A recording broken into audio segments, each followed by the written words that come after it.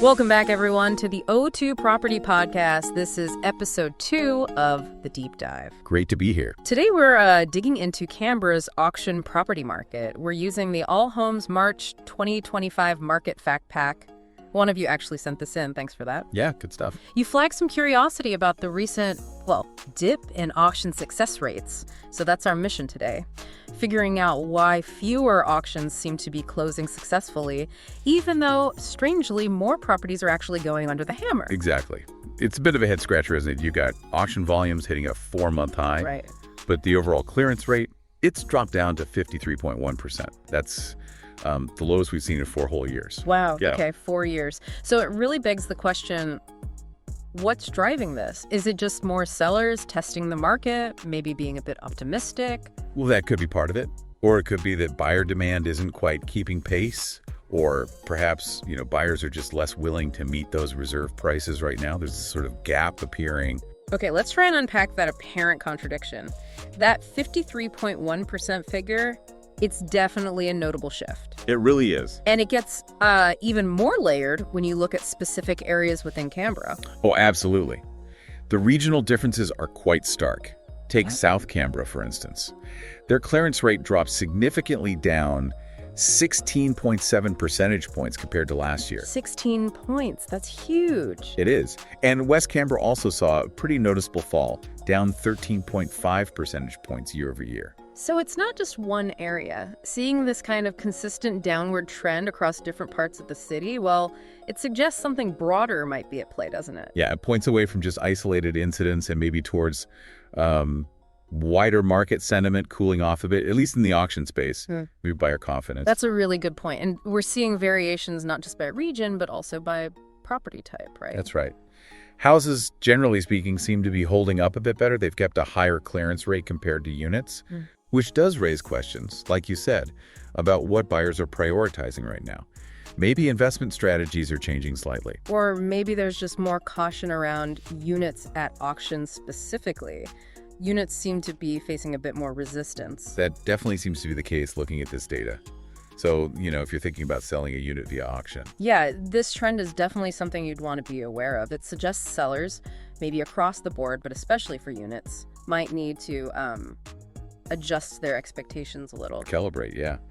Those really high clearance rates we saw maybe a year or two ago, they might not be the guaranteed outcome anymore. Which naturally leads to thinking about alternatives. Exactly. The importance of having a plan B, maybe considering other sales methods like private treaty. That probably comes into sharper focus now. For sure. It highlights the need for adaptable strategies. So to get a feel for what's really happening, on the ground, we spoke with someone who's right in the thick of it. We did. Dan McAlpine, principal at Belle Property Canberra. He's an expert in areas like Jerrabomberra and Deakin. Right. Exactly. And he's not new to this. He's seen the Canberra market change over nearly 2 decades. 2 decades. Plus, I heard he's called something like, 3,000 auctions? Over 3,000, yeah.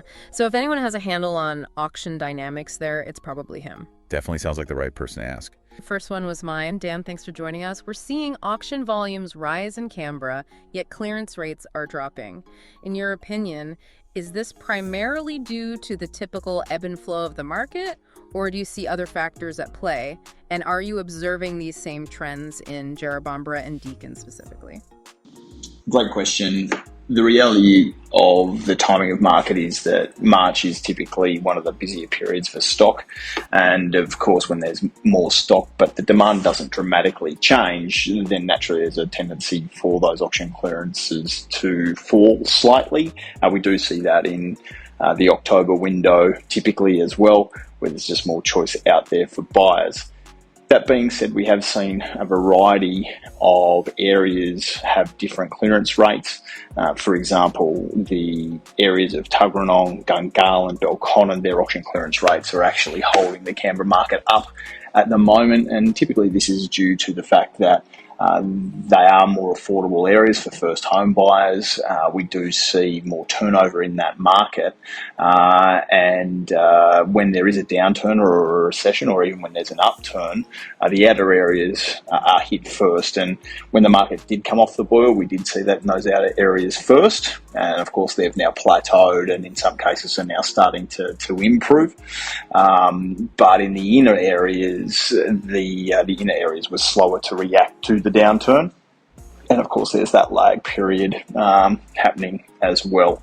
Across Jerrabomberra, which is in the Queanbeyan region, and Jerrabomberra specifically, there's been low clearance rates for years post the COVID peak, and they are less than 30%. We also are seeing a similar number in the inner south of Canberra, and which is where Deacon's situated. And of course, the reason for that is that the market downturn, as I said before, and you've got to think of yourself as a client, is that with that time in mind, it can be the case that you're doing 8, 9, 10 weeks of open homes rather than just pricing sharply. We are seeing, of course, that values are probably misaligned in that the market has shifted backwards, and so some of the expectations are higher than what the market's willing to bear, and that's the reason for those auction clearance rates being a little less.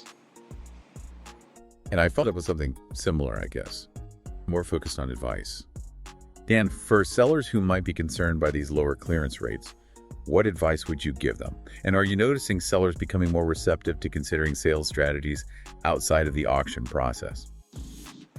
The advice I'd provide is initially to get as much data and information prior to putting your property to market, and getting that via your agent so that you can make educated decisions on value.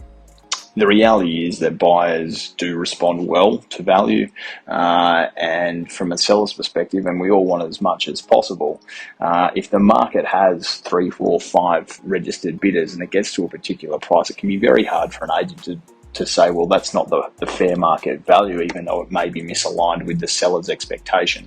So if you're a seller, then it's really about getting that information. And the established agents, the strong agents, have a lot of background in the data. They're getting information from the likes of CoreLogic and APM Price Finder, where they can delve deeply into the price data analytics.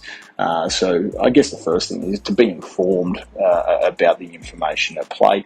The second part is, of course, where you do have low auction clearance rates. As I said before, it can be the case that you're on market for 8, 9, 10 weeks, rather than if you have an expectation in line with market value, or certainly within about 4% of market value, you are going to get a response from the market. You will get offers at a level that you can consider and accept, and it can be the case that if you do that well, that it will be less open homes and you will sell more quickly, or at least go under offer more quickly than waiting 4 weeks for your auction, passing it in, and then pricing it for the very first time.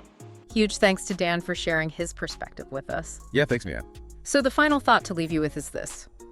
Considering these trends, this shift, what might the longer-term impact be on actual property values in Canberra? And how might it change the way negotiations happen? Yeah, how does this affect the whole buying and selling landscape going forward?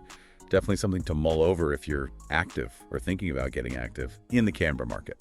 Food for thought. That's all for this deep dive. We'll catch you next time on the O2 Property Podcast. See you then.